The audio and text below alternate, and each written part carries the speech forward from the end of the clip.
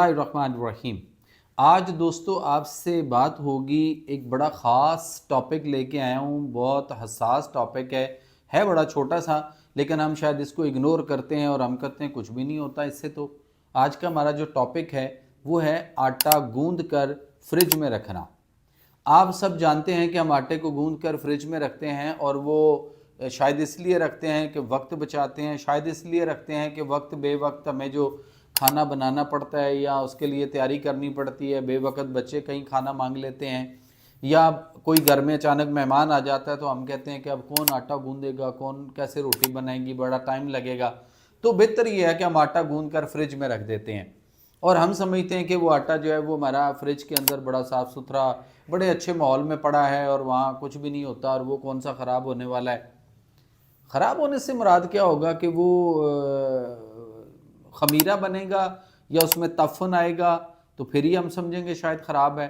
और वैसे जो हमें बज़ाहिर फ्रेश नज़र आ रहा होता है, क्या ये हमारे लिए ठीक है, या हमारे सेहत को बिगाड़ेगा, या हमें मज़ीद ख़राब करेगा, या हमें तंदुरुस्ती पर कायम रहने देगा? इस पे ज़रा आज हमने जो इसको वह देखना है। अक्सर माएँ जो वो घर वाले ख़वातीन क्या करती हैं, वो कहती हैं कि रात को आटा गूंद के रख दो, सुबह सुबह बच्चों ने स्कूल जाना है, घर वालों ने जो जॉब पे, काम पे, कहीं भी बिज़नेस पे जाना है, तो वो कहते हैं हम सुबह सुबह उठेंगे और इनको फर्स्ट क्लास इसके जो है वो पराठे बना के देंगे।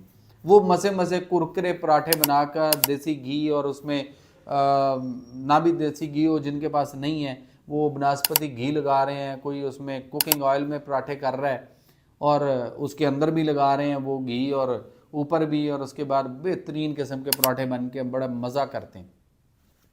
वो आटा जो हमने फ्रिज में रखा, वो आटा जो है वो ख़राब हो चुका होता है। उस आटे के अंदर जो है वो तफ़न आ चुका होता है, जो बज़ाहिर हमें नज़र नहीं आता। ठंडक की वजह से हमें उसकी वो जो तफ़न की बैड स्मेल है वो हमें फ़ील नहीं होती। जिस तरह ये हम सब जानते हैं कि दूध जो है ये अगर फ्रिज में पड़ा हुआ हो तो हम समझते हैं दूध ठीक है, और हम स्मेल भी करते हैं तो स्मेल भी कोई नहीं होती, और हम चख के देखते हैं तो उसमें कोई जायके की ख़राबी का भी एहसास नहीं होता, और हम गटागट पी जाते हैं। लेकिन कोई एक बंदा उसमें से कहे कि नहीं यार मुझे दूध गर्म करके पीना है, तो जब उसको गर्म करके दिया जाता है तो पता चलता है गर्म करने के लिए जब चूल्हे पे रखा तो वो दूध फुट गया, फुटकियाँ बन गया, तो फिर पता चला कि नहीं दूध तो ख़राब हो चुका हुआ है। लेकिन जिन्होंने पहले पी लिया तो वो तो इसका मतलब है कि वो फुटा हुआ ख़राब पॉइजन वाला किस्म का दूध पी गए। इसी तरह आटा जो है जब तक उसमें ठंडक होगी तो बिल्कुल नहीं पता चलेगा, हमें उम्दा और तरोताज़ा बज़ाहिर नज़र आएगा। लेकिन वो आटा जो हम बनाकर गूंद कर रात को, या हम एक एक दो दो तीन तीन दिन फ्रिजों के अंदर रख छोड़ते हैं और वहीं से निकालते हैं और हम उसको खाते रहते हैं और पकाते रहते हैं, तो ये आटा जो है बेसिकली उसके अंदर जो है वो हमारे बैड बैक्टीरियाज जो होते हैं वो बहुत ज़्यादा तादाद में बन चुके होते हैं, जो बज़ाहिर हमें आंख से नज़र नहीं आते, माइक्रोस्कोप से नज़र आएंगे। अगर हम उसका माइक्रोस्कोपिक व्यू करेंगे तो फिर हमें पता चलेगा कि उसके अंदर किस तरह के कीड़े और क्या हालात बने पड़े हुए हैं।